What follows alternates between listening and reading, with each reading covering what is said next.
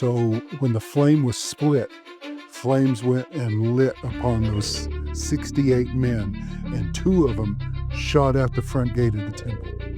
And now they're finding out the original camel came from over here in North America.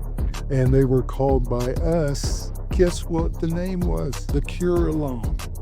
And guess what is right before the time of binding? What? There's a little spaceship. Really? And he said, guess what? Joseph Smith talked about this. The great and final sign. Welcome in to a new and special episode of Ancient Answers.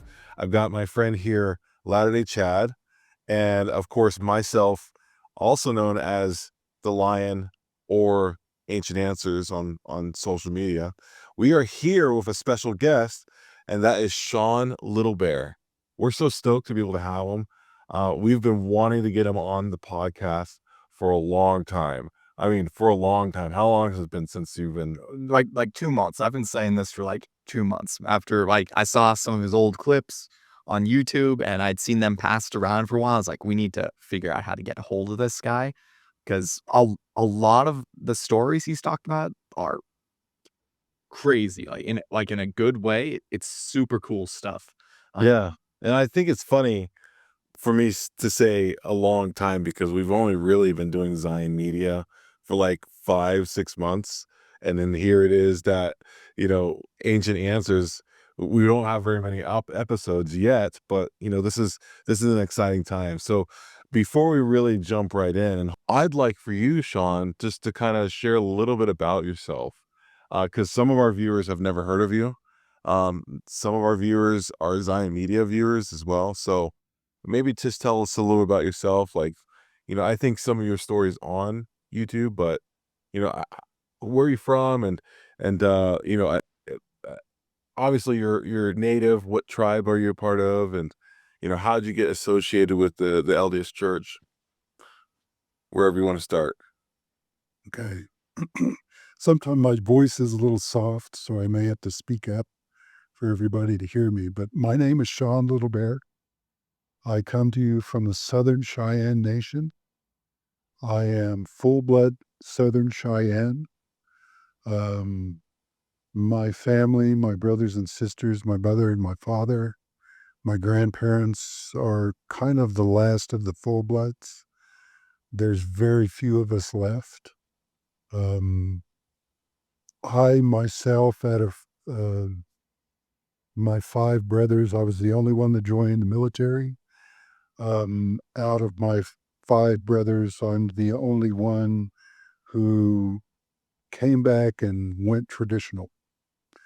I stayed with my traditions and among my traditional people for about 28 years. And during that time, the leaders had instructed the chiefs, my uncles, all of my relations that were up there, did just an amazing job. The chiefs and the keepers had challenged them to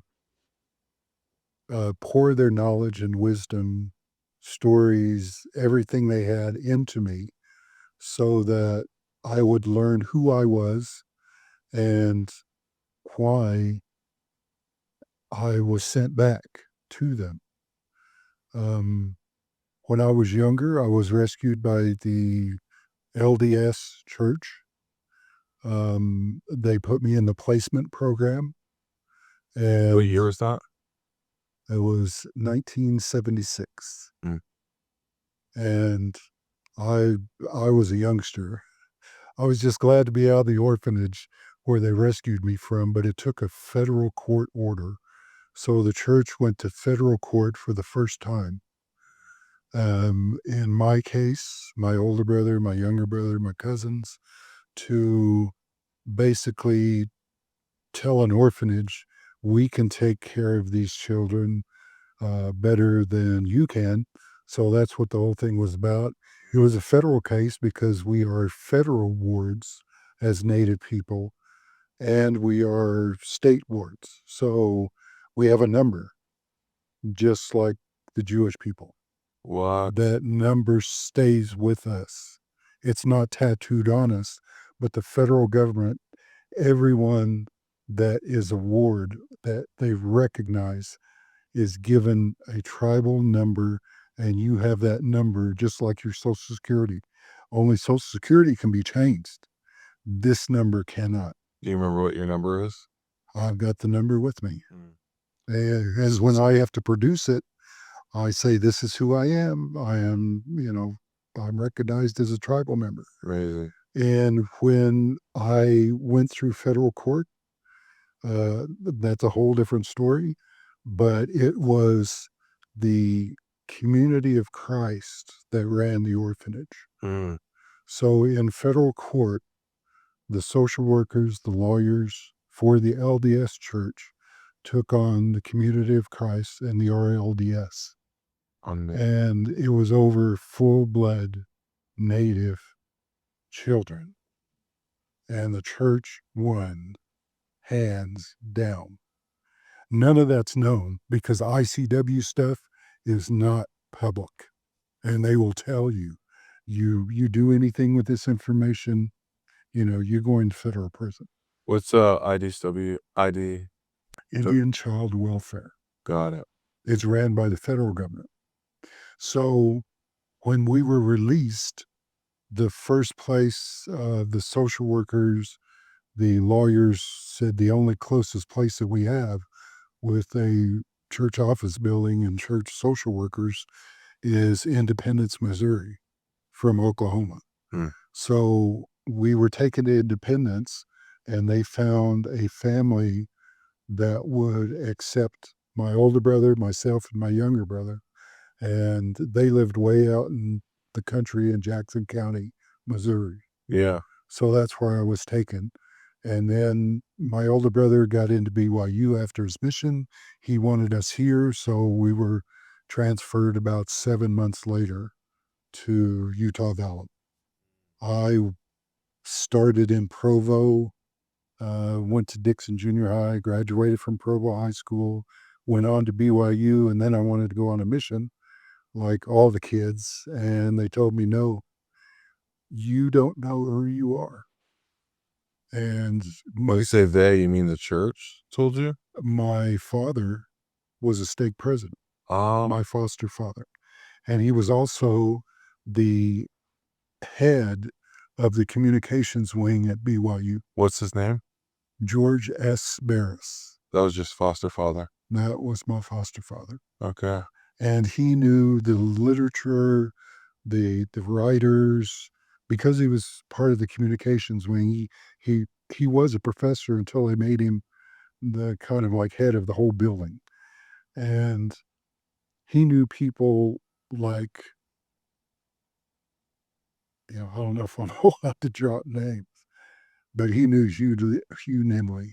Okay. And we would have Hugh Nimley over at the house. Oh, he was close on to them. numerous occasions. He knew Cleon Skousen. Really? And Cleon Skousen was one of his colleagues. One was in and out of his building and office at home. We had general authorities that would come over. We went to the Upside Down Tabernacle every 6 months. What's an upside down tabernacle? Have you heard of that? No. The tabernacle that looks like a long dome was actually a ship that was turned upside down. Huh. Because the builders knew how to build a ship, but they didn't know how to build the building. Was it? So when they came, they built the ship, turned it upside down, and that's how the big tabernacle was made. Where was that? That was where we used to have general conference. And that was in Salt Lake? 70s. Oh, okay. I think I know where you're. It's just right next to the Salt Lake Temple. Oh, okay. Yeah. Now I know where that tabernacle is, but when you say upside down, I mean, I never thought of it I as know. There's a whole story behind it. a story. When I got with my dad, I Explains all the way. got to understand different aspects of the church and behind the scenes, because he was actually ordained by then general authority. He was just a general authority, Spencer W. Kimball. Oh, And he and Spencer had a really close relationship. So when we would go to conference, we would sit in the aisles, and What if I would be feet from the prophet and the apostles, that's cool. and just the upbringing. So I got everything poured into me as tribal knowledge, and that was my mission. It took about 28 years. I told them when I left, I said, I'm not going to cut my hair until I get an actual mission call. So for 28 years, the hair on my head grew and it was down below my waist. And one day I went to church and the bishop called me in and he said, we have a mission call for you. But How old were you then? this was 2009. I had been home all that time. So Do you remember how old you were? at that time, 40, I want to say 44, 45. Okay. I mean, it's not too long ago. Yeah, 2009 wasn't that long ago. Yeah. And they called me on a mission, and he said, well, you cut your hair. I said, give me some scissors. This is what I've been waiting for. So I went home, I told my kids, they were old enough to know. They weren't little anymore. They were getting up to be teenagers. And I told them I'm going to cut my hair and get a haircut. And I've got pictures of Yeah. the barber shop. They put my You hair. mind sharing them with us later? If I can get the pictures, Yeah, I'd love to shoot them in a video. They're incredible. But they said, no, you're not. Later. They never saw me without long hair. And I was like, before you guys were born, this is my promise to the Lord. Yeah. You call me on a mission, I'll chop this hair off. So I've got a braid about that long back in Oklahoma. And we braided it with the ladies. I told them, this is how you do it. And you use the charcoal and the scissors, and you bless the scissors, pray over them, and then you make the cut. And so they did it the way that I wanted it done. And then they gave me the missionary haircut. Mm. The following day, I put on my suit and tie and had my little quad bag, and I clicked a picture for my older brother, and I said, guess what? Mm. And he said he didn't think it was real. He thought it was like a computer-generated image. He was like, no, you're not that, you've never been that. And I said, I made a promise. Was this your older or younger brother? My older brother was a bishop. Wow. Of the Papago Ward Mm. on Salt River Reservation. What's your brother's name? Robert Scabby, Oh, my older brother. yeah. He served 2 terms as a bishop, so he was a bishop for 10 years.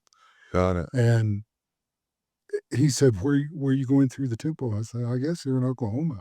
So where'd you end up serving your mission as a 40-something-year-old?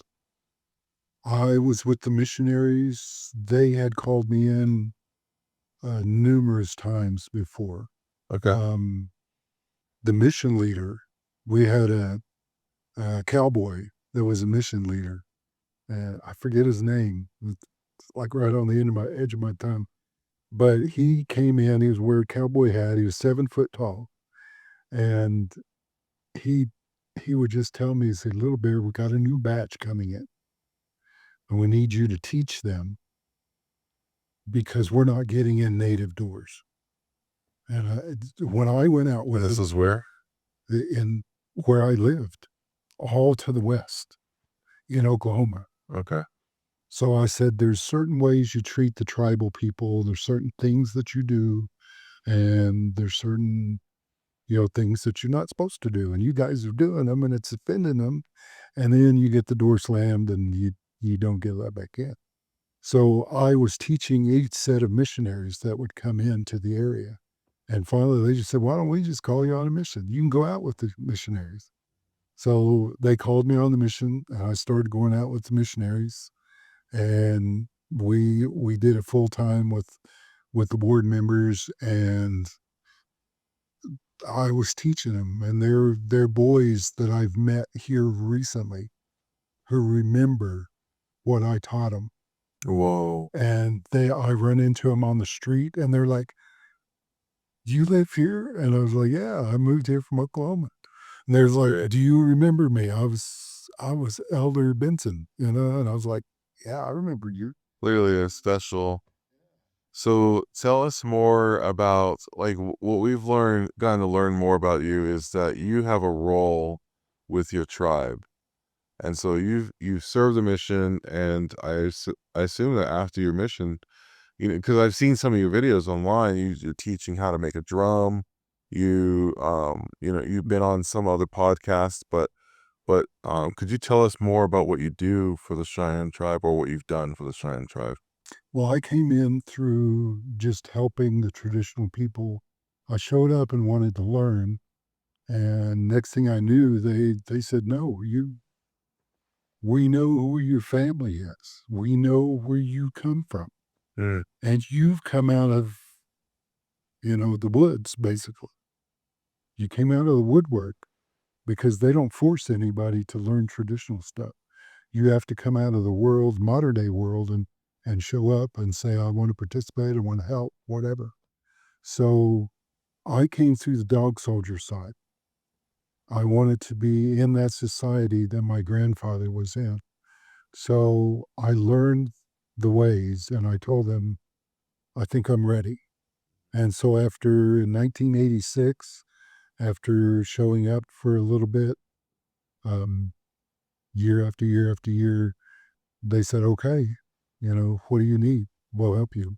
mm. And so I started my journey and I became a dog soldier member, worked my way up to being a dog soldier headsman.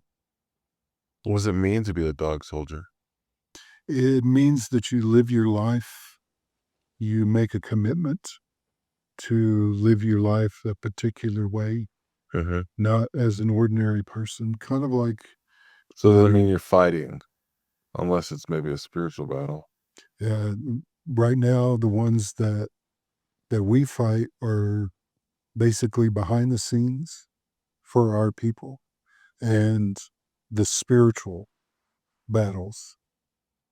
And the way that it works is just amazing because when you're called to a position, you're not above the people at all. You're actually called to be below them and support them Hmm. and hold them up. Uphold your people. That's one of the keys. When you become a leader, you're not elevated. You're not above anybody. In fact, you go from being an equal to being someone who's placed in a foundation position. And that's basically what I did. I said, okay, I'm ready. I love that you said that, because when we look at Christ's teachings, one thing that rings to me, at least when you said that, is that the greatest among us would be the one that serves. Is going to be the least among us. That's serving and, basically assisting. Yeah, thank you for that. Now, at a certain point, I recall you sharing that you were a records keeper for the Cheyenne tribe. Can you tell us Well, more about that? it's mainly basically when I got with the older men, Hmm. they let us know, they said only certain men out of us gets to know about this ancient stuff. And you ask about it and you're curious. So we're going to let you know. Mm, But this is something that comes from the ancient world. And we don't want it divulged into the modern world until the specific time. right. And the timing's key. Um, so they took me in, taught me this is the direction. There are certain individuals you need to seek out and go talk to. And your line actually came from, your grandmother and grandfather. My father's line was chiefs. My mother's line was medicine men. Mm. And both of those lines had the most powerful. The last chief of all chiefs was my great grandfather. So now I recall, you served as a medicine man. Yeah, I went with the medicine men for a while. Have you served as a chief before? I'm a chief now. Got it. I am a clan chief. I'm not a peace chief. I So, want everybody to know there is a big difference. got it. What is that difference? The peace chiefs are a group of 44 chiefs Okay. that are called into a chief's society. And when one moves up into that society, you have to make the highest commitment to live your life for your people and to share your wisdom, to give them whatever you can, and to be an exemplar, to be someone who, back in the day, you used to have to do good deeds in order to earn one feather. And then a chief could not really be a chief until you have enough feathers to put on your bonnet. So you see the chiefs that have the trailing So tails. how similar is that from tribe to tribe? Do other tribes follow the same motto of receiving a feather for each good deed? Some of the Plains tribes follow the exact My same procedure.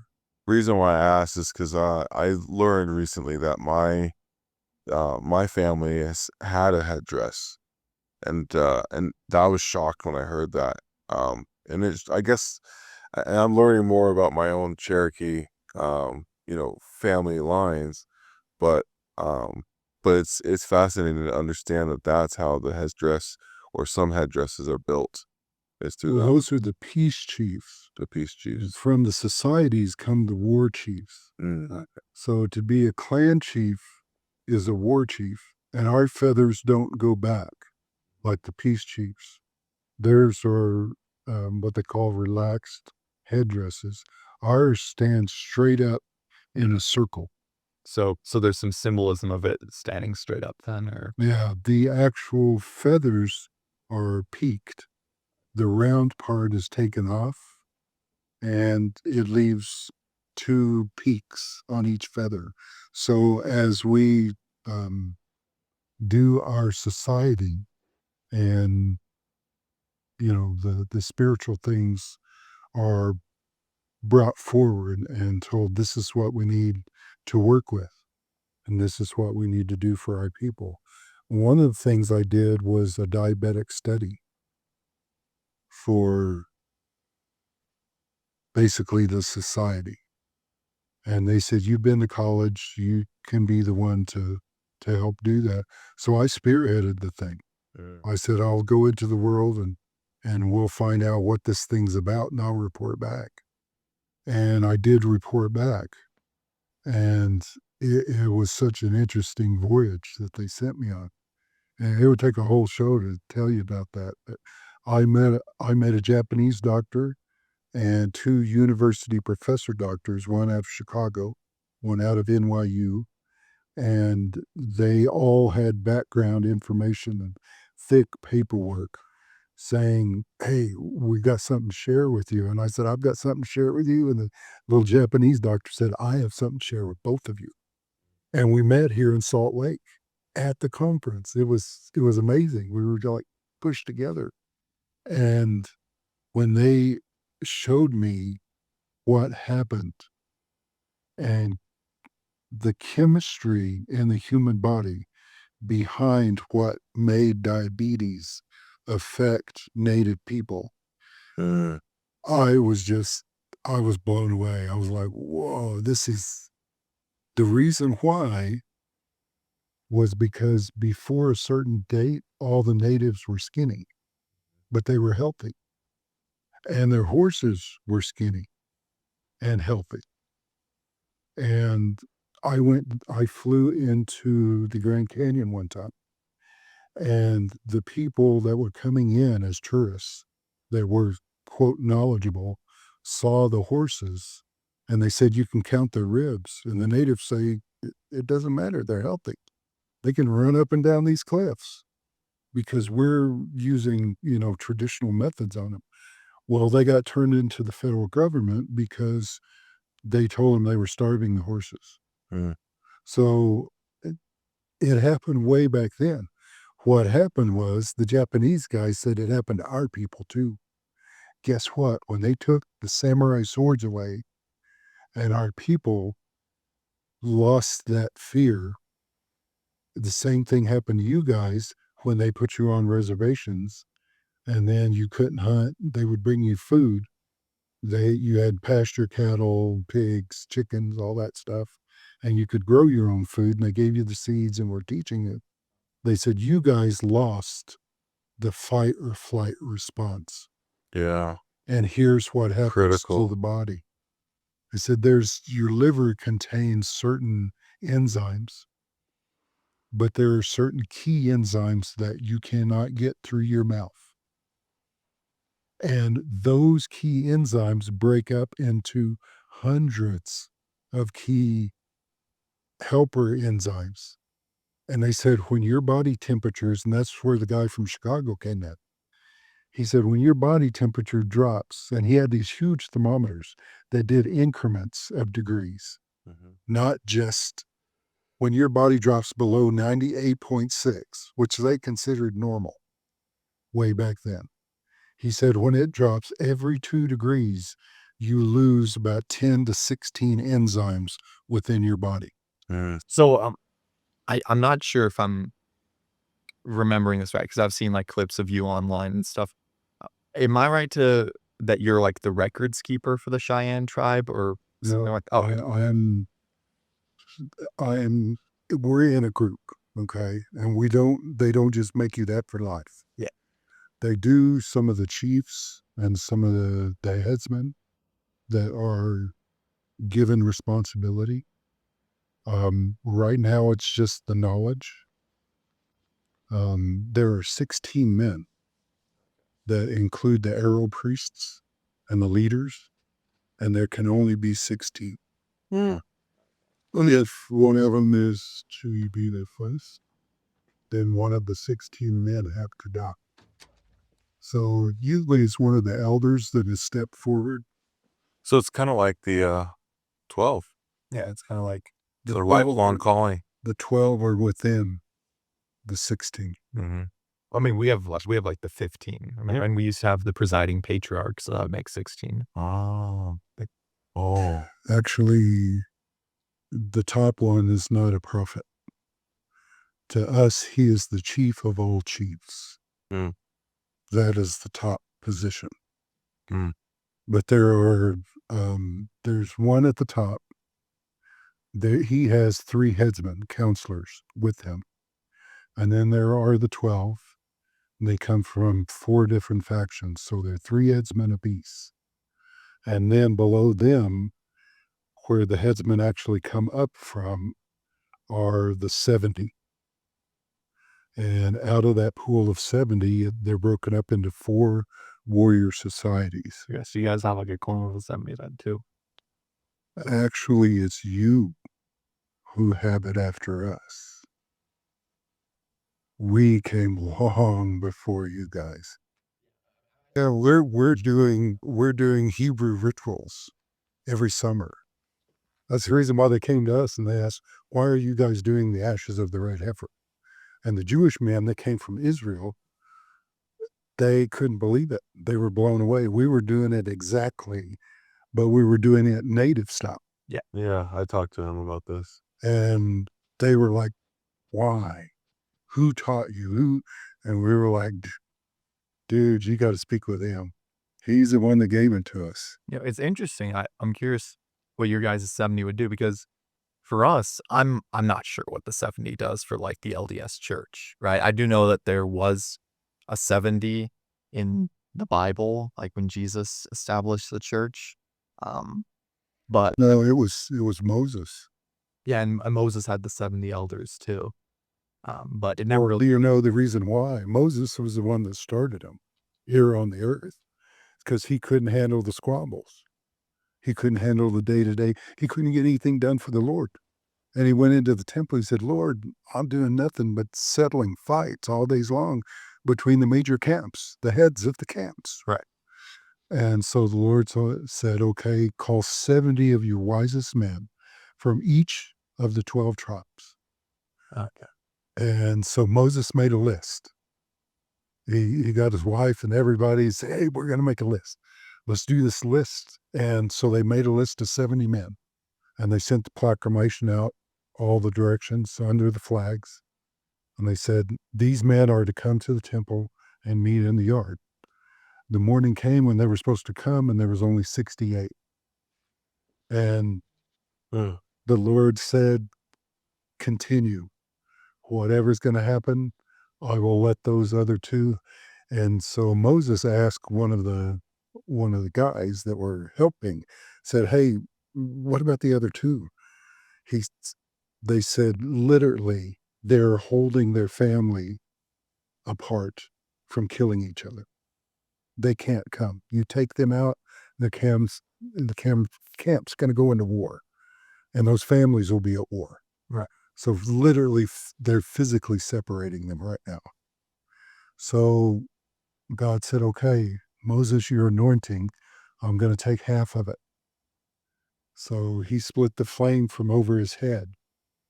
You know about the horns of Revelation. Yeah. That's the reason why the native tribes, they wear the horns. Interesting. Because those men that dance with those horns, they thought they were worshiping the devil when the Spanish came and looked at them. And they're like, these guys are wearing horns. We don't know what they're doing. Yeah. Those men are the ones that were given Moses' right as the horns of Revelation. Interesting.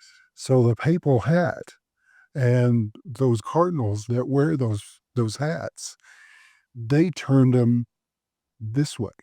Huh. So that's the reason why it looks like that.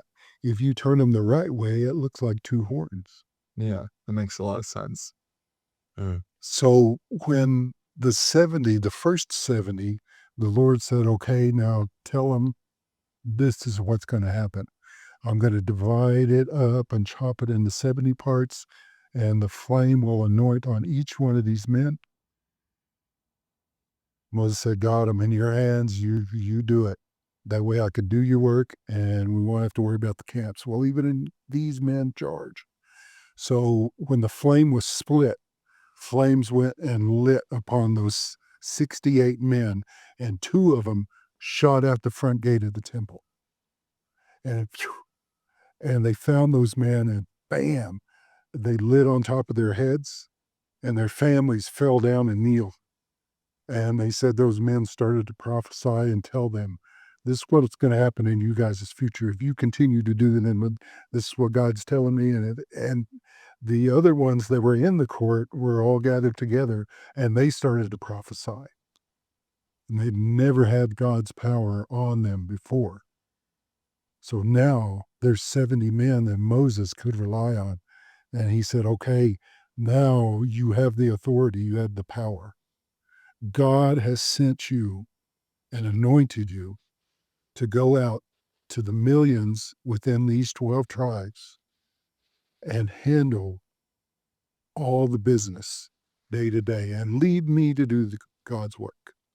So they all marched out and they went and they were still prophesying, and it's written about. And in the Jewish books, they were just astonished. They were like, these 70 men, why 70? Is because of Yeshua. He said 70 times 7. And he said it over and over and over to different prophets. So, and the 70th year, what happens every 70 years in Israel? I'm not sure. You know, the 49th year is like the Jubilee year. Right. Okay, it's multiple sevens. When you get to 70, there's something amazing that happens. It's like the renewal of everything. Is it the Day of Atonement, the Yom Kippur? No, those are feast days. Okay. We're talking the whole Israelite nation. Right. You know, when 70 rolls around and they're counting 70 years, 7 decades. So if you go into it, you find it goes back to the heavens and heavenly law. So how old? You said that they were using traditional teachings for the horses. How ancient are those? Are they something that you guys have always had, or for the horses in the Grand Canyon? It goes back a lot of years, hundreds of years. There was a time when the horses declined, and then the horses came back. Everybody used to think the Spaniards reintroduced the horses, Right. and that wasn't true. We had horses, Yeah, I mean, and now they're finding out the original camel came from over here in North America and was taken to the desert. Oh, Yeah. And so the original camels that they find all the way back into the fossil record came from here. And they were called by us. Guess what the name was? what? The Curulon. And when we natives start talking about our history and stuff, the people that are here are like, They don't want that's unknown. We don't know that, and we kind of scratch our heads and we're puzzled, like, why don't you know that? So here's an interesting question. So you're talking about how once you got introduced to the tribe and in the ranks, because you were curious, they started talking about the records and stuff that they had, right? And that stuff would come forward. Actually, it wasn't. It didn't come from me. Right. What happened was I went in, was introduced, and the head guy, I don't want to say his name, but he was the arrow keeper then. He was an old man. He came in and said, in front of the chiefs, the medicine men, the headsmen, the societies, this massive lodge that were rows deep, and everybody was sitting there. He said, "This young man doesn't know who he was, Huh. who he is. He is literally more of us than you people understand. But yet he knows nothing." And I was like, yeah, I'm blank slate. I came from Mormonville, and what happened before that was just amazing because I came up and they said he would like to talk to you. So I walked up to his camp by myself, sat down next to him. He said, "Come sit, let's talk." And I was like, "You're the head guy. You're the one. Why would you want to talk to me?" And he said, "I watched you." And he said, "You can do something the other men can't."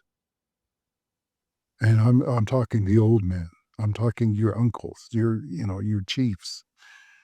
He said, You can go to every single camp and talk to people." He said, "I can't even do that." He said, "I'm going to tell you a secret right now. And this can be shared." He said, "Go to any of these camps," and there's a massive amount of people and camps. He said, "Go down the rows, go deep, however you want to, talk to the people that are gray headed." And he said, "Now ask them." He said, "Take them to the side, man or woman, and ask them, 'Are you a baptized Mormon?'" He said, "I challenge you to find anyone here at this camp who is not a baptized Mormon." There were two pastors. One was a Baptist, one was a Methodist, that led their own congregations that were traditional. One of them I actually befriended, so I went to his camp and I pulled him off to the side. I said, "Larry, the, you know, they asked me, and I'm curious, are you a baptized Mormon?" He said, "Me, like everybody else, we were baptized at 8 years old. So our grandparents told us it was true, and we believed it and we lived it, but we're allowed to go our own direction." So I went back and I reported to him. I said, "Hey, everybody here is a baptized Mormon." And he said, "The story is true." He said, "Our grandfathers went out and found the pioneers and they found the missionary, and we asked to be baptized. They said everybody 8 winters old or more, they could baptize. So they said, we've been told long ago to look for this to come back to the earth because it was taken. It was just the line of authority." So, were you also a baptized Mormon? Nope. Okay, but it's because I you're was taken into the orphanage when I was little. really little. In fact, they made a rule after I was there, no more babies. So I was kind of like on the tail end of that. They were like, How old were you when you got baptized? when I got baptized, I was with my foster parents here in Provo. I was with them, and my dad was the stake president. He said, "You don't have to become a member." Said, "But we would like you to go to sacrament." And I told him, "Sure, no problem." I was made to go to church. I had to take choir and memorize the books of the Bible and all that. Yeah. So it wasn't until about 6, 7 months after I was in his family, I said, "Will you send me the missionaries? I want to talk to them." How old were you? I was 11 years old, Yeah. Okay. and I got baptized. The only problem I had was I took my dad aside and I said, "I got no problem with the teachings at all." So the only problem I have was, why is Mormon's name big on the book and not Jesus Christ? If he's the focus, why wouldn't his name be in large letters? What a good question. And my father came in, and basically the answer I got was, this is a Gentile church. Okay. These 200 years are a Gentile church. And then he said, after that, your people's going to have it. And I have a feeling that's going to change. Your dad said that to you. My foster dad, yeah. I mean, it's all over the Book of Mormon, the parable of the olive tree in Jacob 5. That's what it's about. The tree that has the wild olive branches in, that's us. We're the Gentile church. And at some point, the time of the Gentiles ends, and then the Lord, he talks about the olive branches in different parts of the vineyard. The olive branch that's in a choice part of the vineyard, that's you guys. And they bring that olive branch back, and they bring the lost tribes back. And the time of the Gentiles ends. That's one of the main messages of the Book of Mormon. And not a lot of people know that. Like, they just sort of read through the Book of Mormon and don't pay attention and realize these are prophecies about us. You're saying people are just going through the motions. Exactly. So those old people were the ones that kind of took me in and said, there's ancient knowledge behind this. And that's where the records kind of were mentioned. Right. And they said, that has something to do with your family. And I said, yeah, my great grandmother did not, she had already passed away then recently, but she lived to be 103 years old. And she still had her mind. And I asked my brother to take me out there. And we had to be there when her son, who was my grandfather on the other side of my family, he had to be there to interpret because she didn't speak any English. So he would have to translate the Cheyenne that she was speaking into English so we could talk to her. So I asked my older brother to come out there with me. I said, you need to hear this. And that's when she related. She said, there's more ancient stuff than you boys realize. And it's going to mean more to you and your people. And I thought that was funny because we're all Cheyenne. I was like, what is my people? And she was talking about the Book of Mormon. Yeah. And she was the one that brought out the little gold coin. I was going to ask about that, because some of the ancient things you're referring to are artifacts or heirlooms or things that you've passed down, maybe a bundle. Can you tell us a little more about that? What you have or your family has? It just came from those elders that I knew. And a lot of that information I just tucked away. I was like, nobody's ever going to want to know this. Nobody's ever going to want to ask me questions. I was like, Creator, you showing me and let me hear all this wonderful stuff. But in the modern day, I can see why they took a lot of information with them, my grandparents and grandmothers, grandfathers, because there's nothing for modern day family, modern day individuals, because we're not living that. Yeah. We're not rooted in it. We don't have that kind of thing. So they were just trying to inform me and say, guess what? We were involved in this. We were involved in that. Our family trees go back. And my grandmother related stories to the library at our cousins, the Northern Cheyenne. and our families are closely related. I couldn't even marry a Northern Cheyenne, Right. be married in blood. So when I went up there, they had this really thick book of elder stories, and she was the one that helped contribute to that. And so for us, we can go into that library, and they said when you actually have knowledge of the other one, you can go to the people that know and then follow it back. Interesting. And then the rest of it from then on is like, you don't talk about it unless it's with their own people. Yeah. So, so we do know. So recently, there's been stuff talking about. We know that the Ojibwe tribe, for example, they have these birch bark scrolls, and Wendy Phillips just went and got some from the Pope. And the whole story there was basically that the Jesuits and the Spanish came here, and they didn't like that the native people had more advanced stuff, so they started destroying records. That happened with the Mayans and the Aztecs. They burned their books. Oh yeah, there's stories about the Ojibwe that they had metal plates. The Ojibwe have metal plates. Yeah. And that would be what I was going to sort of ask is about your people's records. Do you know what sort of records are they? Are they like plates? Are they like, birch bark scrolls, tablets, or?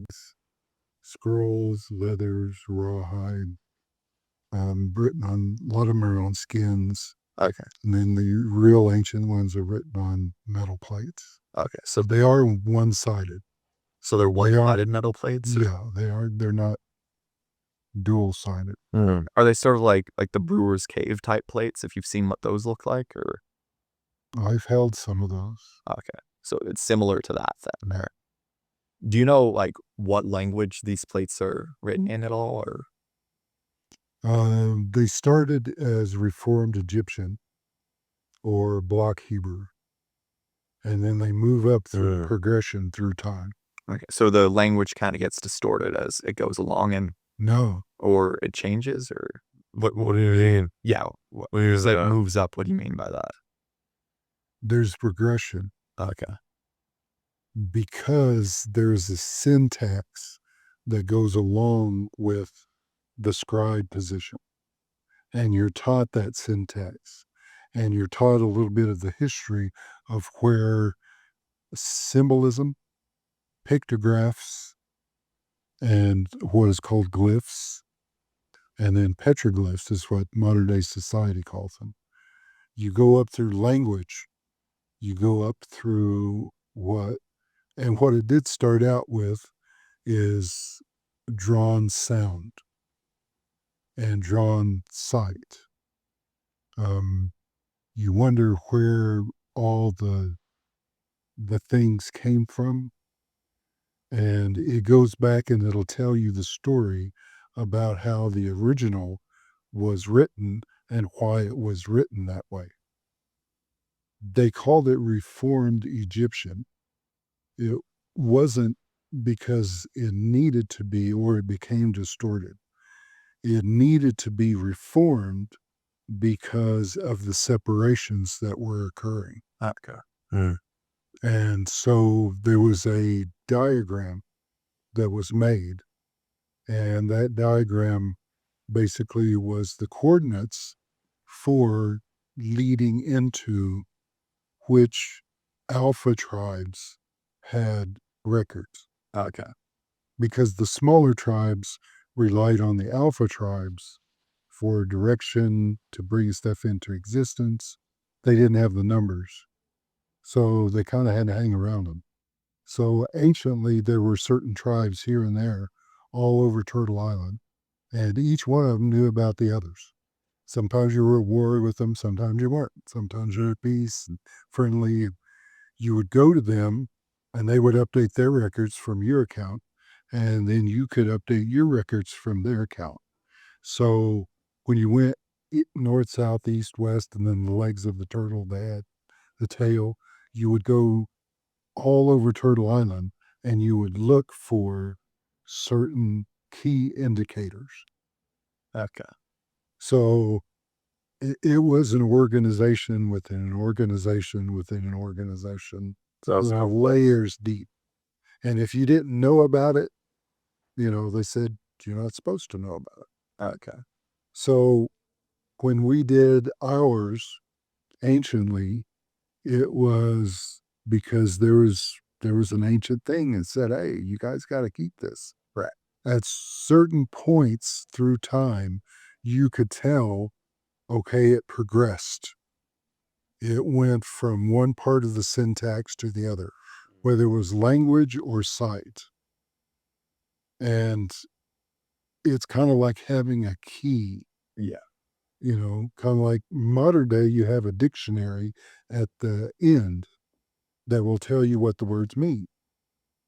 Well, in ours, it would tell you what the language means, where the peoples came from, and why these tribalisms are there. Uh, And normally they told that before, not after. So that when you went to speak about something, you could tell, okay, it's based upon this, this, and this.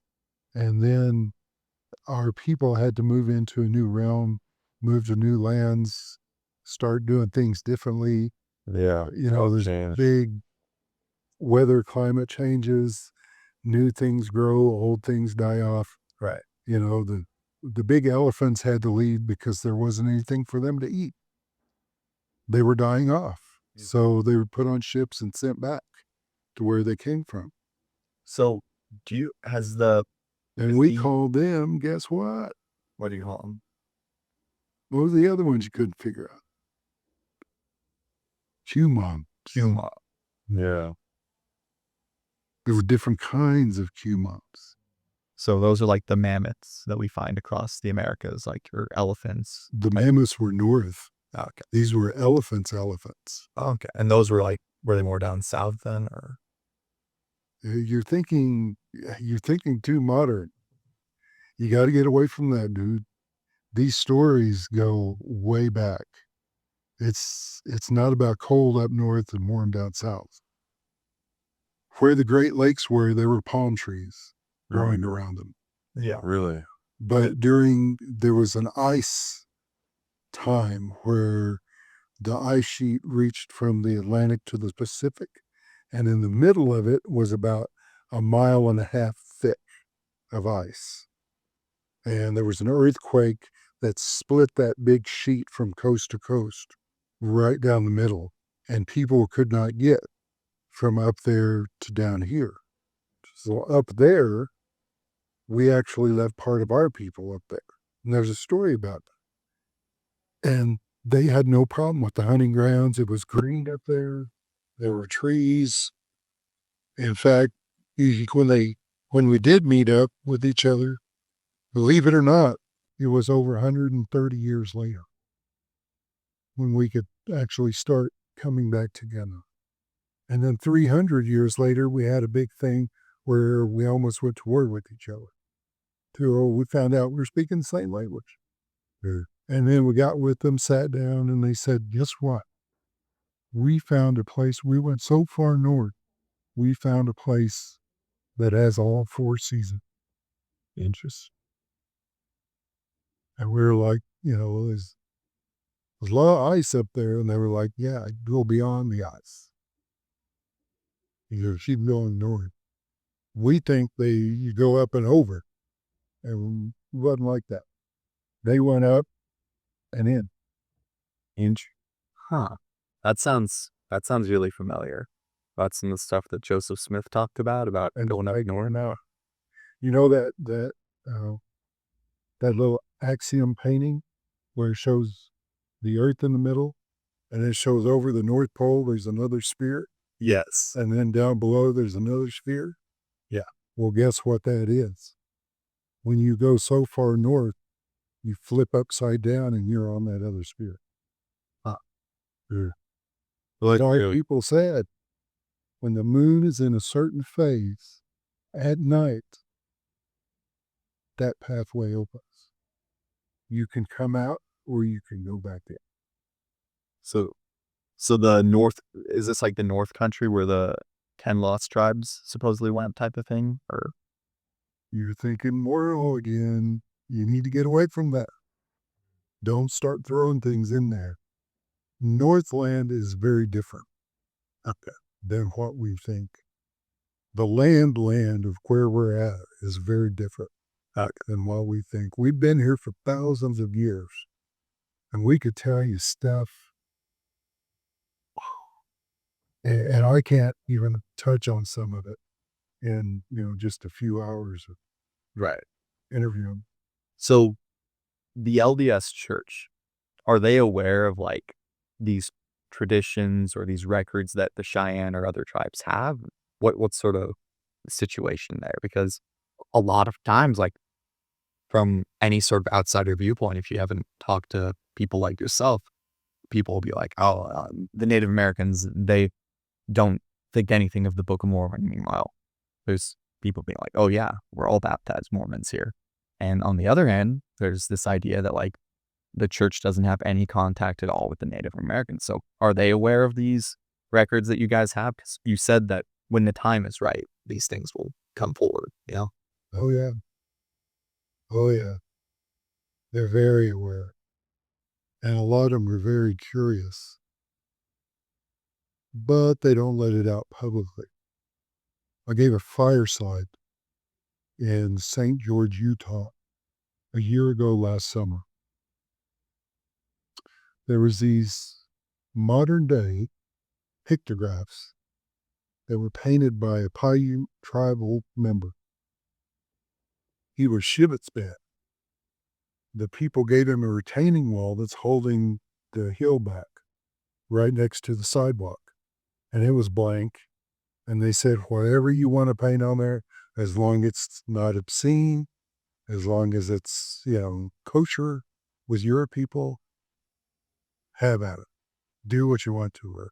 So he got out there and he painted traditional circles, 11 of them, depicting the first circle was the mind of God before this earth was created. And what was on his mind was thinking about his children and going through what they needed to go through and what he needed to create. And so there were 3 lines that actually came before that circle, intersected with it, and then moved through the subsequent creation of this earth. And people wanted me to explain, just those 3 lines are things that it would take me a long time, but I'm going to tell you, we're in the 4th world.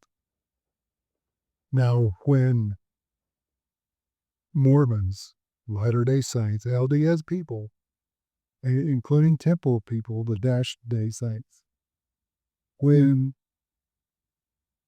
you talk about worlds without number, they think physical. They think arrogantly that it's worlds that were created like ours. Like planets. Yeah. And actually, it's the spiritual side of what is going on is way more than what mortal minds can think of. The 3 worlds that came before were for God's children. You, me, everybody that's living. You have within you what you earned from those 3 worlds. I mean, how could there be great and noble ones in the pre-existence if there wasn't stuff that they were doing before this world? You brought forward with you. You were layered in what you needed to be layered in. You cannot come here without going through those spiritual worlds. We just, everybody thinks of it as the pre-existence. Yeah. Is the place where we come from as little spirits. You're just in a big white room with clouds. Actually, there was a place where we were just those little pinpoints of light doing what Heavenly Mother and Father, our Heavenly Family, told us to do. But we were like goldfish. How long is the memory of a goldfish? Like that. So we had to go through a world to learn. We have been layered in a knowledge base for our intelligence so that we can remember. Then we're layered in a soul And that soul gives us certain higher abilities than just remembering what decisions we make. Like a little pinpoint of light. I went this way, went back, went side to side, Right. went here. But like, wait a minute, you can actually make moral decisions. Your soul will help you with that. It took a world to figure out, okay, this is how my knowledge base works. I can remember all the way back, you know. Well, when you're layered in that knowledge base, when you're layered in the next one, we don't know how long it took to get through these worlds. They said it took millions of years here to create. Well, those worlds, it took us a long time to get through, okay, we got to have a soul. Then we were granted a spirit.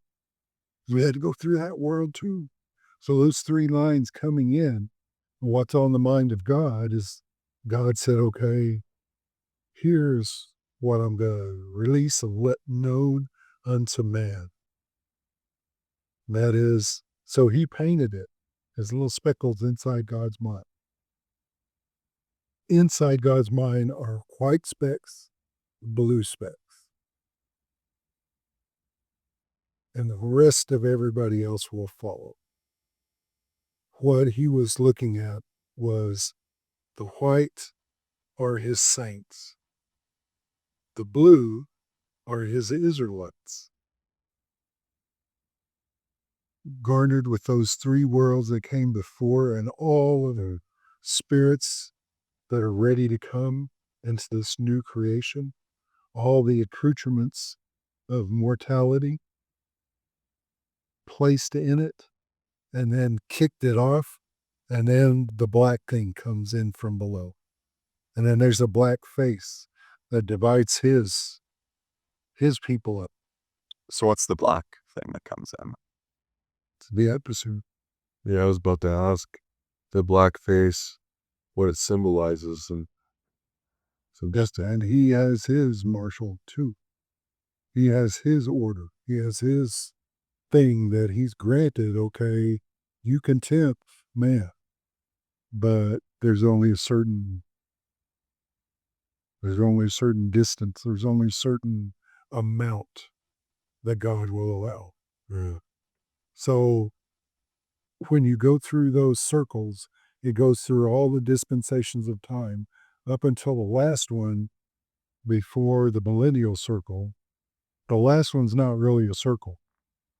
It's weird shit. It's like a blob that went out of control. A big wobbly thingy. Dark mass. And that's where we exist. And guess what is right before the time of binding? What? There's a little spaceship. And there's little men. He drew the window and there's little men looking. Really?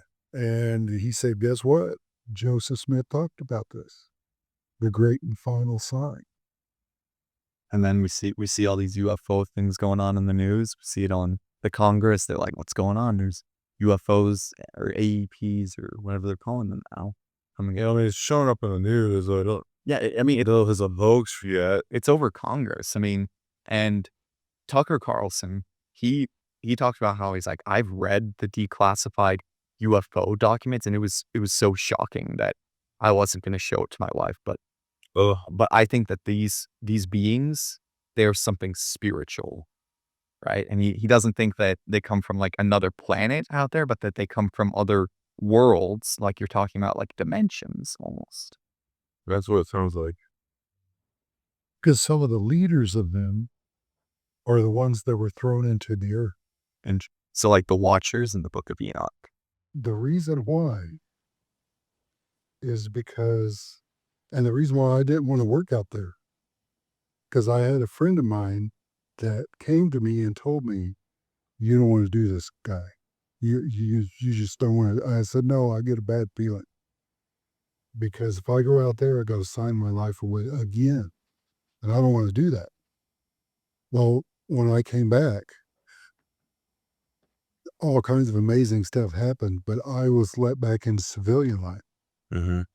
And the guy that I learned about was one of the scientists out there.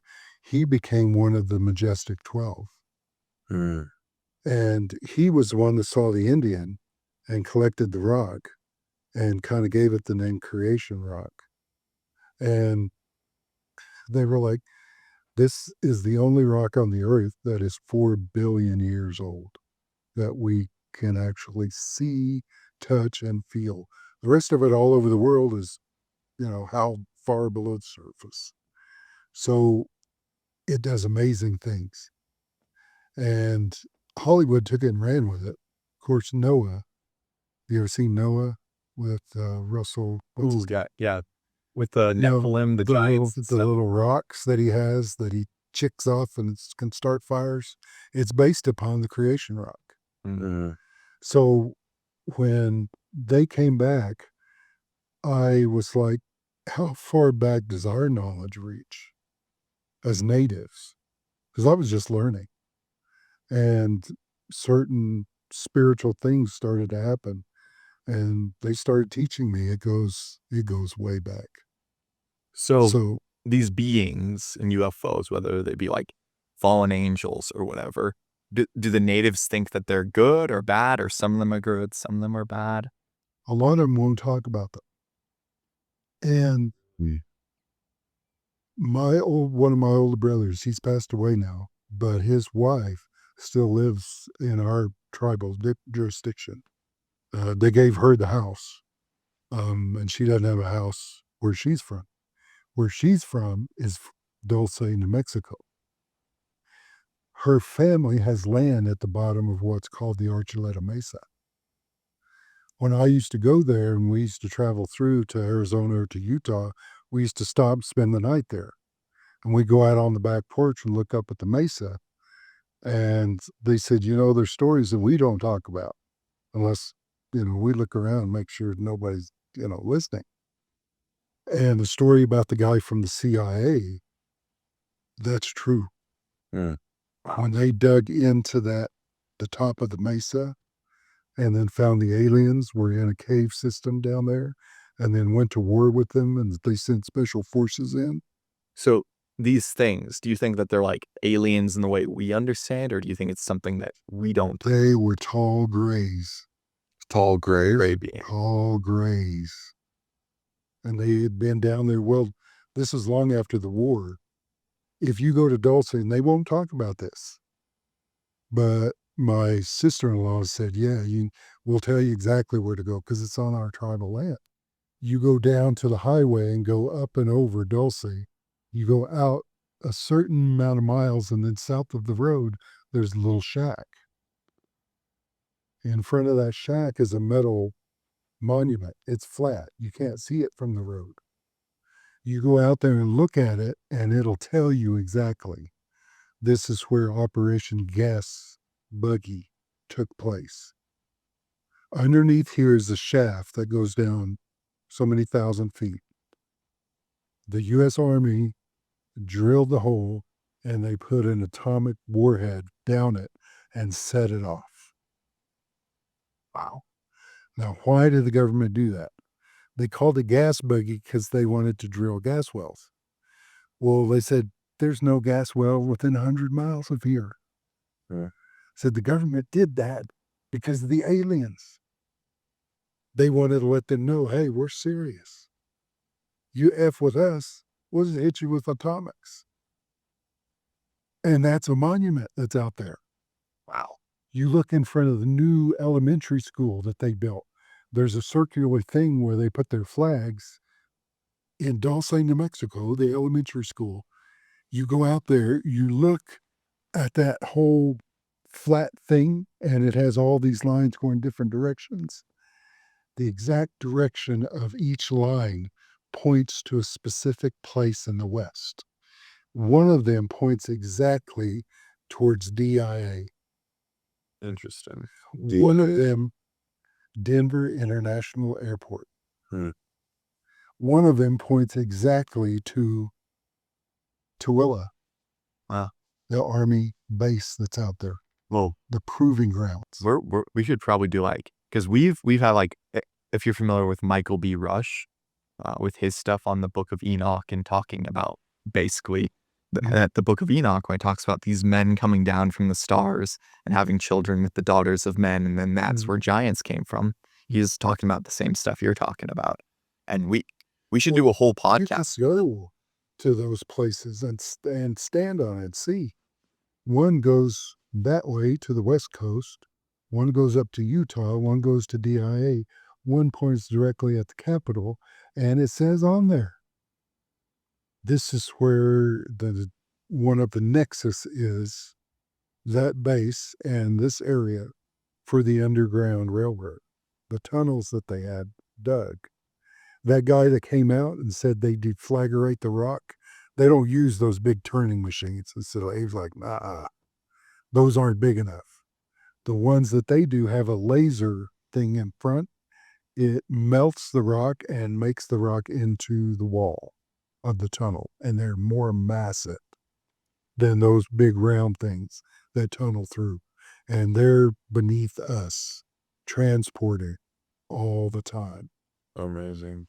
So if you go to Dulcing, you'll find it on a corner in the middle of town, a slab of concrete.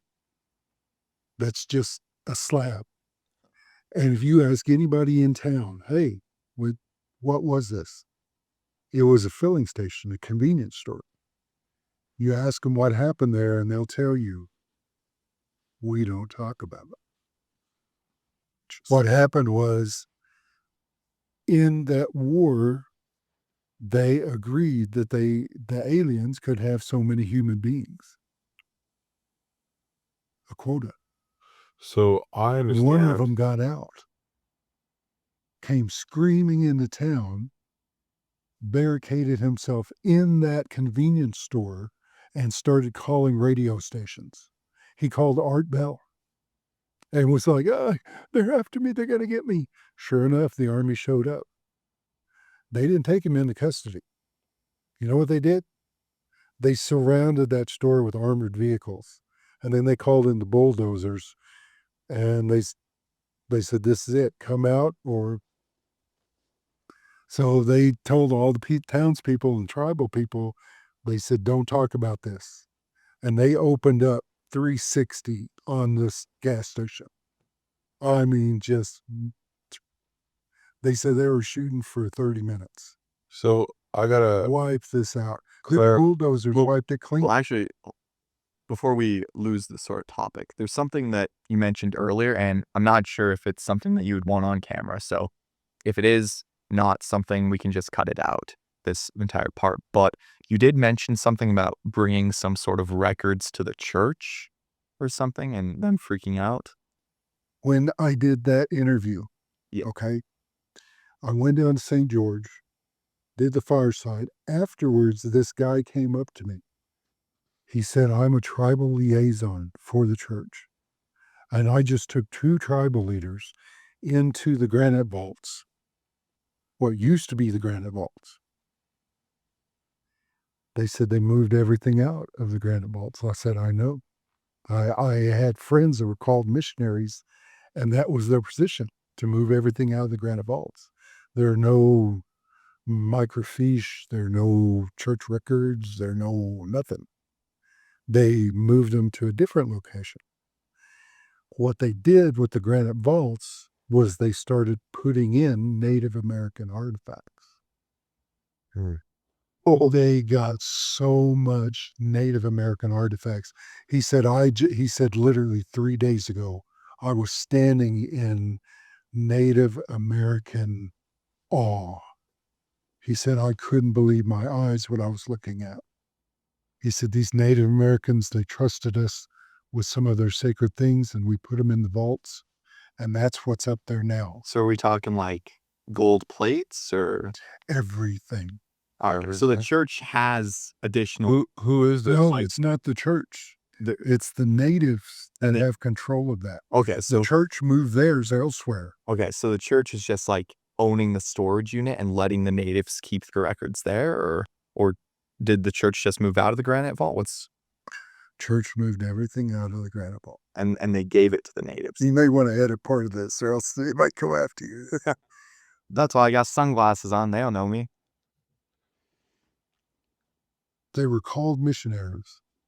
They were called to move the antiquities of every native tribe that wanted to into those granite vaults for safekeeping. Well, what's the name? He was there 3 days before I gave my fireside, and he broke down in tears. And he said, what is in that vault is going to change the world. Oh my goodness. And I said, I know. Dude, it's coming. Like, I know. we're in 3rd Nephi, right? You don't realize that the records we have on our map that show the Alpha tribes, they had it anciently. And Mormon and Moroni were friends with these people and knew where these records were kept. So where do you think they went to gather the stories? And the Spirit led them to those Alpha tribes who had the records. And they were allowed in, and that's where they wrote the record from. And if you read in Mormon, what does Mormon say? I'm not a scribe. I'm not a records keeper. This isn't my thing. He's compiling. It's like a line of people. And he said, I am so inadequate at this. And then he turns around and he said, there's not, I'm not even writing 1,000th of what I see, of what is there. So all of what was compiled from the Book of Mormon into those big plates, Not even one. and then we only got a third of that. And then the other set of plates, what did Moroni say? He said, I can't even do 100th. Yeah, and we don't even have the rest of the Book of Mormon. Like Ether 4 says, until we have You faith, guys brother, don't have the rest of the Book of Mormon. but you guys do. We do in our records caves. See, in the current Book of Mormon that you have Mosiah 3. It starts off with the 3rd book of Mosiah until the end. The first 2 books of Mosiah are in the plates that are yet to come, which I think I may say this, some of us have already read. Okay. So there's 3 books of Mosiah. Like the book of Lehi, which the papers were actually sold to the church.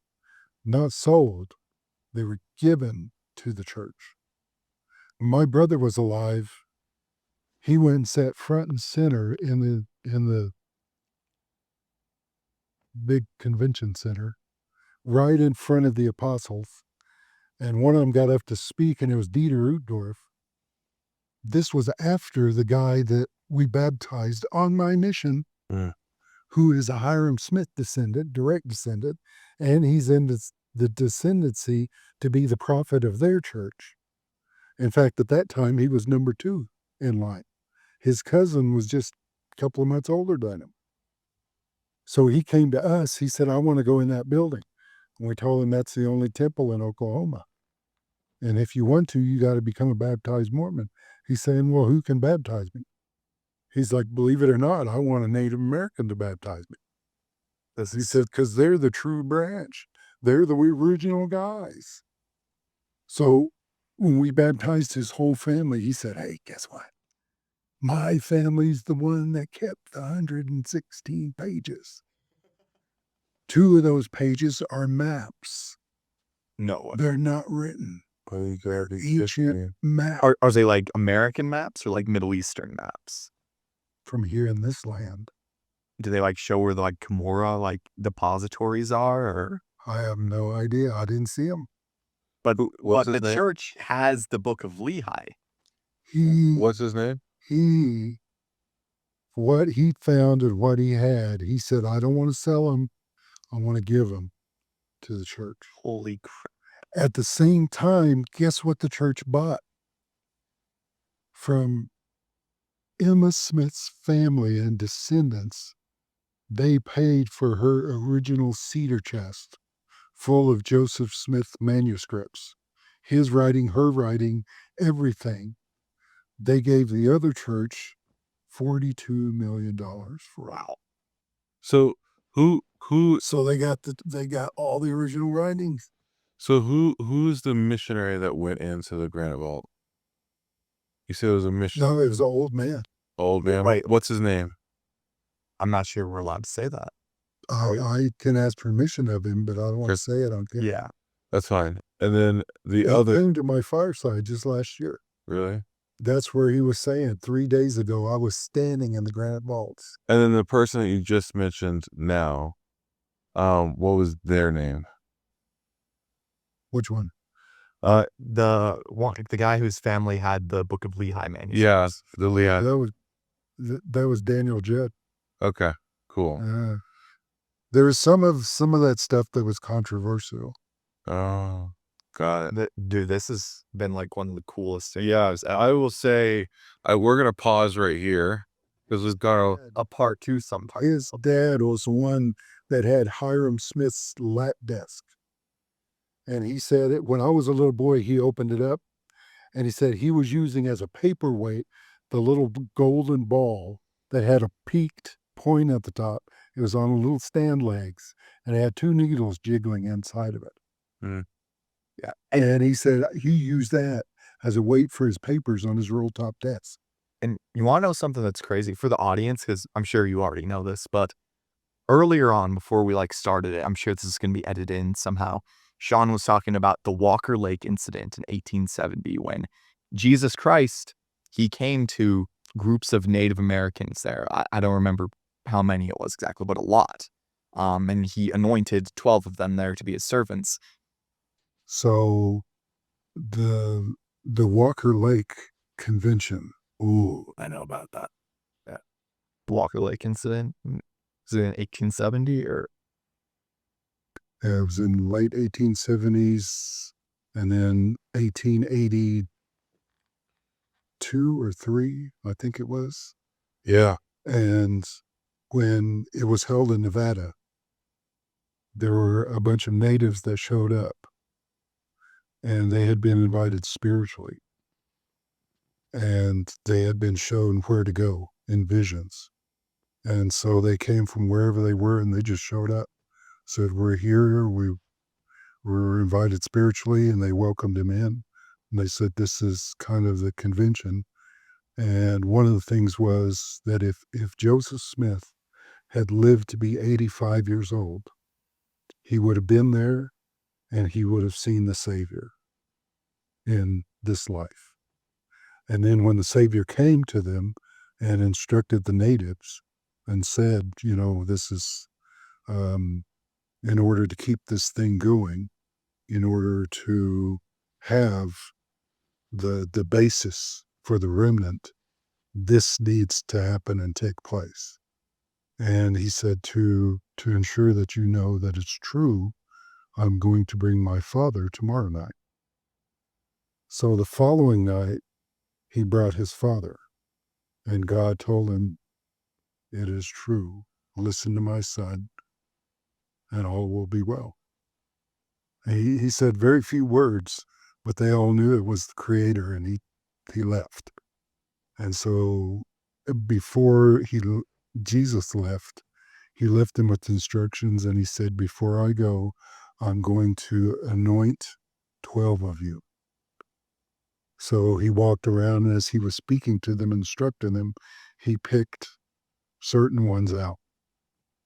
And the last one, he said, we're going to choose one from those that were invited. So he walked around, and sure enough, he stopped and he turned and he was given the last instructions. And he said, you are the 12th. Was his name Joseph? His name was Porcupine. Joseph was from the ones that were chosen, the 11. I'm talking about Chief Joseph. We heard about a guy named Chief Joseph who was there. He was one of the 12. Wow. Joseph was there and anointed. Joseph was the Joseph from the Star God City.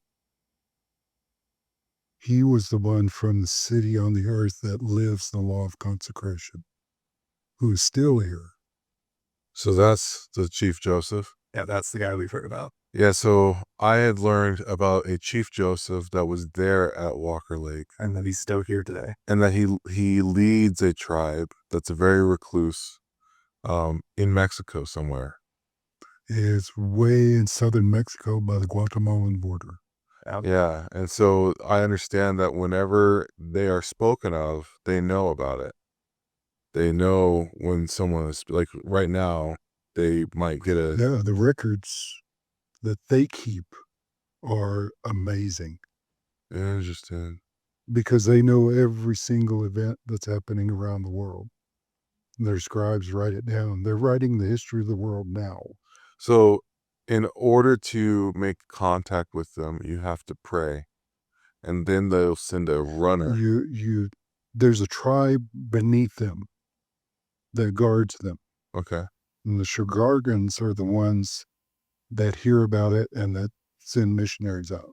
Yeah. Emissaries. Yeah, we a friend of ours, he was visited by the Savior and told about them a long time ago. We're actually planning on meeting with this guy, and then he actually lived with them for about 10 years. Yes, that's how I found out about it, and then I told the Zion Media guys about it, and we've heard about it from about 3 or 4 different people now. While I was in Mexico, we did a recent trip to Mexico, Zion Media, with some of our fans. And while there, I had a little side quest where I wanted to make contact with them. And what it ended up being is mostly an opportunity to learn more about them. I didn't get to talk to anybody from the tribe or the tribe beneath them, but I had said a prayer that I might be able to get in touch with them. And I understand that from where we were, which is, we were in or close to Metla, or Mitla, which is close to where their tribe actually is. It's a city close to where they are. It still would have taken 3 days for one of their emissaries to come make contact, and probably wasn't as feasible for them to be there. But nonetheless, though, it's just interesting to actually learn more about it when we didn't even prompt you to talk about it. Yeah, because we've been talking about this literally. Well, the reason why is because they found out about me and I found out about them. Mm-hmm. And next thing you know, I had this elderly lady. Well, there's actually 2 of them. She brought a companion with her Mm-hmm. from Arizona. And this is back in 2018. And she came up and everybody was at my wedding. Mm-hmm. And I asked my brothers, I said, "Hey, do you know who this is?" Nope. Because the line went, way back. Yeah. And I asked the people on the other side, and my wife said, "We have no clue." And these ladies were in line and working their way up, and they had canes, and they were elderly ladies, but they were Catholic sisters. And when she got up to us, she said, "I'm sorry, we don't want to interrupt, but I have to meet you, Little Bear." Mm-hmm. She said, "The Spirit has told me to come all this way and hand you this book that I've written." She said, "I wrote it back in the 30s. She said, "It is of 2 men that were working on the Panama Canal. And when it came time for everybody was going to go home, do whatever, they couldn't because they sent all their money home. So they said, we're just going to stay." And the natives came out and said, "Hey, you guys come with us." But was it the Great White Chief book, in that tribe, or? She was the one. What's your name? The book. She was the one that typed it up as they spoke it. Yeah. She gave me the original book. Wow. What's it called? The Great White Chief. So, The Valley of the Blue Moon. so this is a different one about. No, this is the complete story. Okay, so the Great White Yes, Chief there like was- fragment. The Great White Chief was a part of a book that was written into another book. Oh, okay. And she allowed them to do that, and they had permission. Okay. Well, she said the Valley of the Blue Moon is something a little bit different. Are these published books? Is this recording right now? They're not in, they're not like a book. Yeah. They're like a gathered writing. Yes. And when she gave it to me, she said, the reason why I'm giving this to you is because your uncle, and he was actually my great uncle, Porcupine, was there at the convocation. That's what they called it, convocation. It was a gathering of the leaders and spiritual leaders of the native nations. Now, I understood that it was actually that there was a time where there was going to be a battle, a fight, and maybe I'm getting this mixed up with a different location, but I understood that an angel stopped this war that was about to happen on those lands, and it was said that the land was sacred, and that was ancient. that was anciently. So it was the same location, but it was anciently. They were going to battle or have a war there, and angels stopped them, saying that is basically a sacred land. And then they, in turn, were instructed to bring a stone, and they ended up making a pile of stones that had been there for a long time until eventually Europeans start taking the stones. I think that's in Missouri. The stones. I think that's When I served in the Navy, I blew out my eardrum serving with submarines. The Navy said, you can fill your position. We'll send you to the only base that we have that's landlocked. You won't have to worry about your eardrum. They said, we would like you to take a look at it. And I took a guess, but I was like, yeah, I kind of know. They were like, well, it's way out in the desert, and to get through it, you have to go through the Air Force Base at Nellis. Mm-hmm. And then beyond that, there's the Naval Base. And it's tucked inside of a mountain on another dry lake bed. The lake bed that Nellis is at is called Groom Lake. The other lake that's right around the corner, it's about 17 miles away, is Noon Lake. Mm. It's a smaller dry lake bed, but carved into the mountain is a naval base, and the Navy is the one that has control of that base. Mm. And they back engineer alien technology. interesting. And then some of it actually they tested at Nellis. But there's a place northwest of there, northwest of Las Vegas, mainly northwest. Like one of the guys that worked there at noon, he came out. They've named the dry lake bed a different name since, but he went out into the desert onto the reservation and was gathering samples. And he said, just you could see for miles. And there was this one like cliff, and he was going to go test the rocks. And he said, all at once, this Indian man showed up. Mm. And he didn't hear him. He just standing next to him. And he was like, what are you doing? And the Indian guy, he didn't notice, but he was dressed in old attire, leathers, beautiful, decorated stuff. And he could tell he was an older guy, with braids. And he said, hey, you see that black rock sticking up over there? If you shine light on it, it'll glow. Mm. And then he just kind of wandered off. So the dude said, I don't have anything, I don't have a light. But in the pickup, I got a flashlight.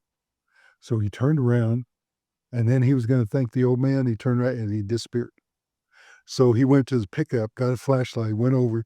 This is black rock that's sticking out. It's called Frenchman's Mountain Complex. He went over there with his flashlight and he put it next to the rock and he turned it on. And sure enough, the rock began to glow. Mm. And he was like, oh my gosh, I got to get sample of this. So he Chisel it. chiseled a chunk of it out, put it in a Tupperware to put it in his truck, made a note of it, said this what happened, and I have no good idea who that guy was. I'm on the Paiute Indian Reservation. We're out here in the middle of the desert, and it's sun-baked. So that night he takes the stuff back. Come to find out, that's the oldest rock sticking out of the surface of the earth anywhere on the surface. And he ruined it. No, Well, he chiseled a piece off. well, the Indians already knew about it anyway. Yeah. This is like recorded by the government. Like you can Google this and it talks about the Walker Lake New Christ incident where all these Native Americans claimed Jesus came and the government reported on it. Like it's an actual historic event and it's legit. And it's just so cool to be hearing because a lot of these He's in my family. and one of his family members, his great uncle, was the 12th guy who was anointed. And I've read about a lot of this And stuff. I did his temple card. We did a porcupine and porcupine's descendants, and we did their temple cards. In 1874, when Wilford Woodruff was president of then the St. George Temple, he started to work because the founding fathers, their personages came through the baptistry and said, "Hey, why didn't you do our work?" So they brought us some paper and they went through it and they said, "Okay." They said, "We knew the church wasn't going to be on when we started off, but now that you're going, we founded this country. Why didn't you do our work first?" And they said, "We'll get right on it." The next night, a whole line of chiefs came through with their beautiful dresses and, regalia, everything. And they said, "Wait a minute, we were before these guys. We were before your founding fathers. We kept this country pristine, blessed, above all others. Why don't you do our work?" So they said, "Okay, let's write your names down. Let's get all this." So they marched through. When I came up to the conference, the very first one, little Indian lady with, her regalia on, she said, "I heard the last conference Rod Meldrum talked about. There's a list, and there's a list of Native chiefs." She said, "And they didn't get done because Brigham Young died, and they closed all the temples. And Wilford Woodruff, went on a wagon all the way to Salt Lake."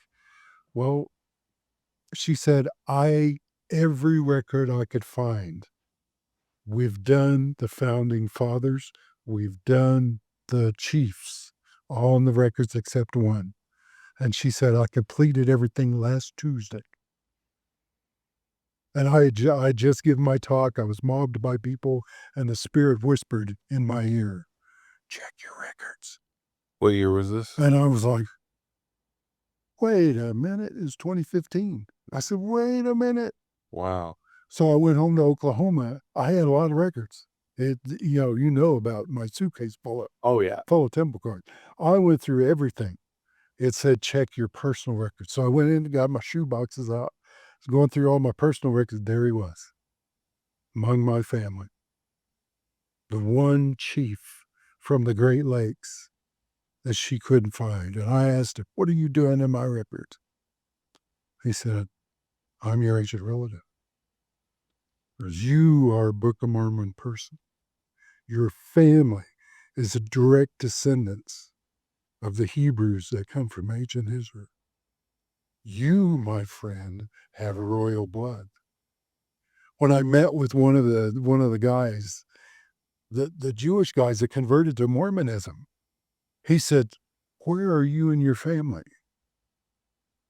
I said, "I'm the fourth son." He was like, "Ah, do you know you have the right of kingship?" He said, "I'm going to teach you a lesson." Yeah. And so he pulled me off to the side. He said, "Ever since Abraham, Isaac, and Jacob, the fourth one is Yeshua. They don't mention. He's very special. But ever since he turned them into Israel under Abraham," he said, "from now on, thou shalt be blessed above all others, and thy name is Israel. And so he let him go. Amen. And the guy hobbled off. It was Jacob. From then on, the fourth son has the right of kingship. It's the reason why we say our forefathers, Abraham, Isaac, and Jacob. So when you go down throughout history, who was the fourth son? Who was the fourth son of Jacob? Is it Ephraim? Or is it Judah? No. The 12 The 12. brothers. Because I know The 12 Well, there's tribes. Benjamin as the youngest, but the fourth son of Jacob. I don't know, because I know Joseph and Judah were sort of No, you were talking about the Judah. first. Yeah. Judah held the right of kingship. So all the kings of the land of Judah trace back to Judah. Mm-hmm. You go all the way down to the Book of Mormon times. The king that was left, they didn't have a fourth son, so they placed a man in his stead. What was that man's name? in which part? Remember? Nephi was sent back with his brother Oh, to get the record. They met with the king, With Laban. Laban. He wasn't the king. He wasn't the fourth son. They needed a fourth son. So when God chose him and told him, Nephi, chop his head off and take the record and his sword. It doesn't say the rest of it, but if you read the tribalism, he's taking the kingship yeah. where it should belong in its rightful heir. He's the fourth son. Mm. So if Nephi is the fourth son, it starts the kingship here in the new land. But what about Melech?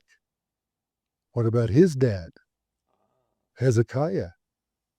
Look at Hezekiah.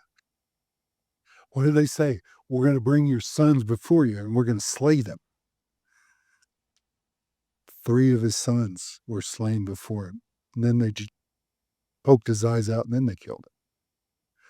But the youngest one, the fourth son, was a little prince. His name was Melech. That's what Melech means, the little prince. His actual name was Zebediah. They spearheaded him away. He came to America. He had the right of kingship because he was the fourth son, and he got away. That's what they kept wanting to end. It gives a different meaning to that Old Testament story. When the prodigal son came back, the one who sold his soul for a bowl of soup and his heirship and everything. And then when he wanted to come home, he said, I just want to be a servant in my father's house. Well, the other brothers had been serving. When he came over the rise, his dad saw him and were running to him and kissed him on the neck and welcomed him back. And the other boys got mad. They didn't realize without that fourth son, the line of kingship does not follow you. So it gives a whole different meaning to that story. You need those heirs. You need the fourth son. So when it comes down to it, all the way down to Nephi, Nephi was the fourth son. Laman, Lemuel, Sam, Nephi. Well, thank you so much for spending all this time with us. And I mean, this has been fantastical. Yeah, I mean, we're gonna have to do Yeah, we have to like- have you come back. because there's a lot of stuff that we could go in depth on, and The experiences, like the guy that was down there, I tried in a 6-hour video to explain the circles, and I couldn't put it all in. I've tried on different occasions for what has happened throughout history, all the way leading up to me, and why those witnesses had come forth. Shawn, I just want to thank you for spending this much time with us and be able to be willing to meet in person. This has been an awesome episode of Ancient Answers. This was so cool. This was literally like one of the coolest videos like we've done. Absolutely. I think Trevor might be a little Yeah, Trevor's kind of definitely. So anyway, thank you for coming on. We're gonna wrap up here for this episode of Ancient Answers. And so as for, and like Shane usually does, is as for myself, David Douglas, or the Lion, and my friend here, Latter-day Chad, and Shawn Little Bear, we will see you next time. Later. If you could hide a Zion in the blink of an eye, and then continue onward as stars move through the sky, could you reach the endless heavens where mysteries still unfold, or find the place of ages where stories have been told?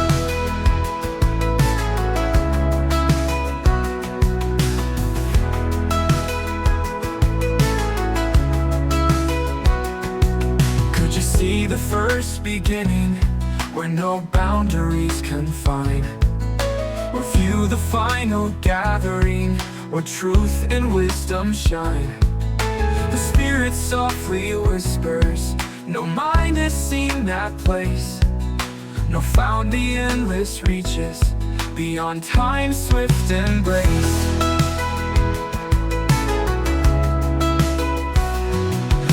A path that leads to light, through mountains high and valleys wide. The journey's long, the steps are steep, but faith will guide where shadows sleep.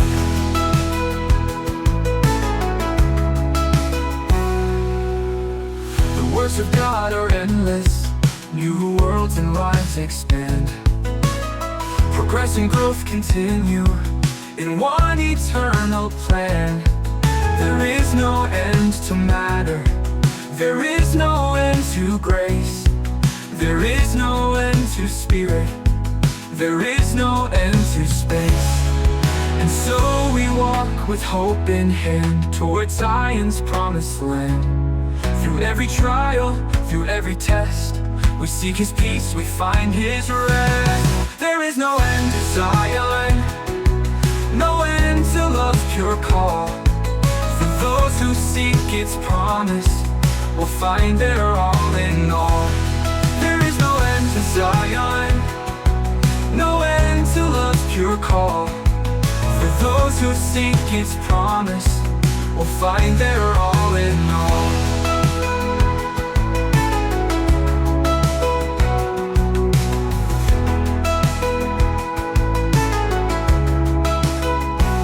There is no end to Zion, no end to love's pure call. For those who seek its promise will find their all in all. There is no end to Zion, no end to love's pure call. For those who seek its promise will find their all in all. Who find their all in all.